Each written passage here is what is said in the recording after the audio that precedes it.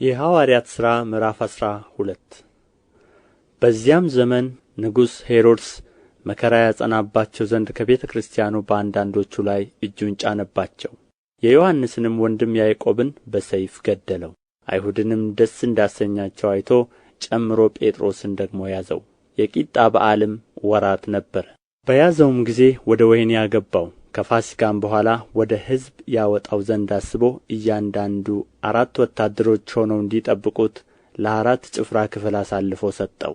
ጴጥሮስም በወህኒ ይጠበቅ ነበር። ነገር ግን በቤተ ክርስቲያን ስለ እርሱ ወደ እግዚአብሔር ጸሎት አጥብቆ ይደረግ ነበር።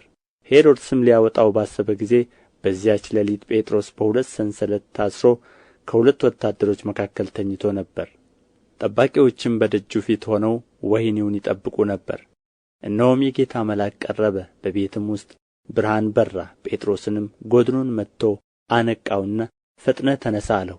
ሰንሰለቶቹም ከእጁ ወደቁ። መልአኩም ታጠቅና ጫማህን አግባ አለው። እንዲሁም አደረገ። ልብስህንም ልበስና ተከተለኝ አለው። ወጥቶም ተከተለው። ራእይንም የሚያይ ይመስለው ነበር እንጂ በመልአኩ የሚደረገው ነገር እውነት እንደሆነ አላወቀም። የመጀመሪያውን የሁለተኛውንም ዘብ አልፈው ወደ ከተማ ወደሚያወጣው ወደ ብረቱ መዝጊያ ደረሱ። እርሱም አውቆ ተከፈተላቸው። ወጥተውም አንዲት ስላች አለፉ። ወዲያውም መልአኩ ከእርሱ ተለየ።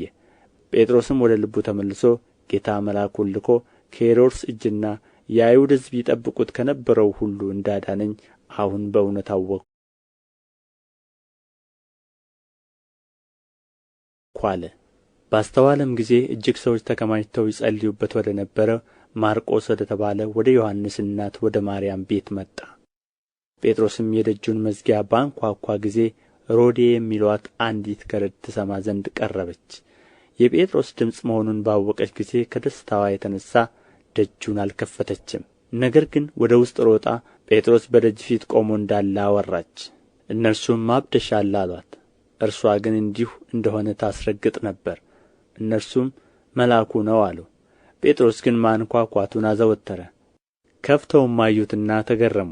ግን ዝም እንዲሉ በእጁ ጠቅሶ ጌታ ከወህኒ እንዴት እንዳወጣው ተረከላቸውና ይህን ለያዕቆብና ለወንድሞች ንገሩ አላቸው። ወጥቶም ወደ ሌላ ስፍራ ሄደ። በነጋም ጊዜ ጴጥሮስን ምን አግኝቶት ይሆን ብለው በጭፍሮች ዘንድ ብዙ ሁከት ሆነ። ሄሮድስም አስፈልጎ ባጣው ጊዜ ጠባቂዎችን መረመረ፣ ይገድሉአቸውም ዘንድ አዘዘ። ከይሁዳም ወደ ቂሳርያ ወርዶ በዚያ ተቀመጠ። ከጢሮስና ከሲዶና ሰዎች ጋር ተጣልቶ ነበር። በአንድ ልብ ሆነው ወደ እርሱ መጡ። የንጉሥንም ቢትወደድ ብላስጦስን እሺ አሰኝተው ዕርቅ ለመኑ። አገራቸው ከንጉሥ አገር ምግብ ያገኝ ነበርና። በተቀጠረ ቀንም ሄሮድስ ልብሰ መንግሥቱን ለብሶ በዙፋኑ ተቀመጠ። እነርሱንም ተናገራቸው። ሕዝቡም የእግዚአብሔር ድምፅ ነው የሰውም አይደለም ብለው ጮኹ። ለእግዚአብሔርም ክብር ስላልሰጠ ያን ጊዜ የጌታ መልአክ መታው፣ በትልም ተበልቶ ሞተ። የእግዚአብሔር ቃል ግን ያድግና ይበዛ ነበር። በርናባስና ሳውልም አገልግሎታቸውን ፈጽመው ከኢየሩሳሌም ተመለሱ። ማርቆስ የተባለው ዮሐንስንም ከእነርሱ ጋር ይዘውት መጡ።